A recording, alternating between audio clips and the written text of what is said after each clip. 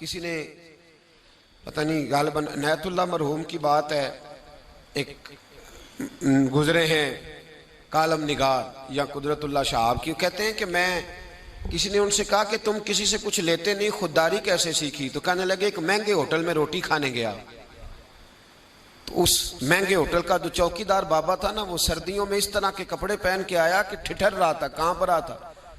तो मैंने आगे बढ़ के कहा कि बाबा तेरे पास मोटे कपड़े कोई नहीं। कहता बेटा होते तो मैंने पहने ना होते।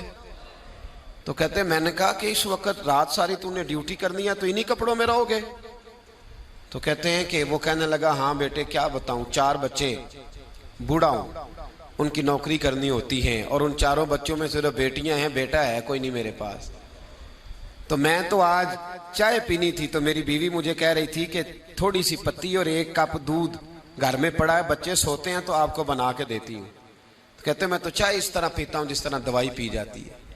तो मैं ना वो थोड़ी सी, सब रोगां दा रोग मोहम्मद जिसका नाम गरीबी, तो मैंने वो चाय मेरी बीवी बना के लाइया। तो मैंने कहा भली माना तुझे भी ठंड लग रही होगी थोड़ी, तू भी पी ले।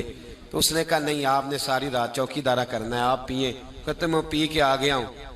कहते ऐन इशा का वक्त था, सर्दी का मौसम था, घास थी बाहर, होटल के बाबा खड़ा था। कहते मैंने ना बाबे की बात सुनी तो मैंने समझा कि इस वक्त का सबसे बड़ा सखी मैं ही हूं और मैं लगा हूं कारून के खजाने को जूता मारने, लगा हूं मैं बहुत बड़ी सखावत करने।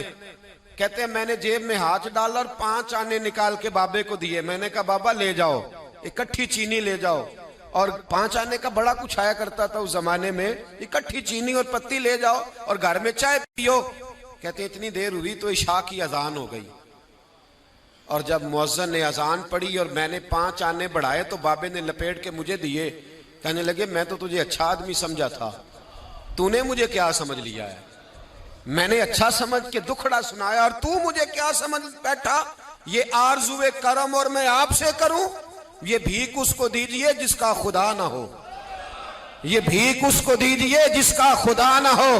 कहा जा रख अपने पैसे। और कहते हैं फिर मैंने उस बाबे को देखा, उसने जूते उतारे और ठंडी घास पे उसने अल्लाह अकबर कह के नमाज की नियत बांधी। और कहते हैं जब वो सजदे में गया तो मैं महवे हैरत था और जब बाबा अत्ताहियात पे बैठा तो मैं रो रहा था। मेरा दोस्त कहने लगा क्या हुआ? मैंने कहा आज मुझे समझ में आया है, इय्याका नअबुदु व इय्याका नस्तईन। आज बात समझ में आई है, आज समझ में आया, इय्याका नअबुदु व इय्याका, ये आज मसला समझ में आया है। कहते हैं उस बुजुर्ग ने सलाम फेरा और कहने लगा तू अभी गया नहीं? मैंने कहा बाबा मैं तेरे जलवे देख रहा हूं, मेरा तोहफा कबूल क्यों नहीं किया? तो कहते हैं बाबा रो पड़ा। कहने लगा बेटा अगर 5-5 आने मांग के खाने होते तो मैं रात को सर्दियों में मजदूरियां ना करता, अपने पैसे घर ले जा। मेरा रब मुझे मेहनत के साथ इतना देता है कि मैं बेटियां भी पाल लेता हूं और रोटी खा के सोता हूं। तो जब मुझे अल्लाह ने मोहताज नहीं किया तो मैं मोहताजी क्यों दिखाता फिरूं? कहते मैं सारी जिंदगी उसको दुआएं देता रहा, खुदारा खुददार बनो, खुददार बनो, खुददार बनो।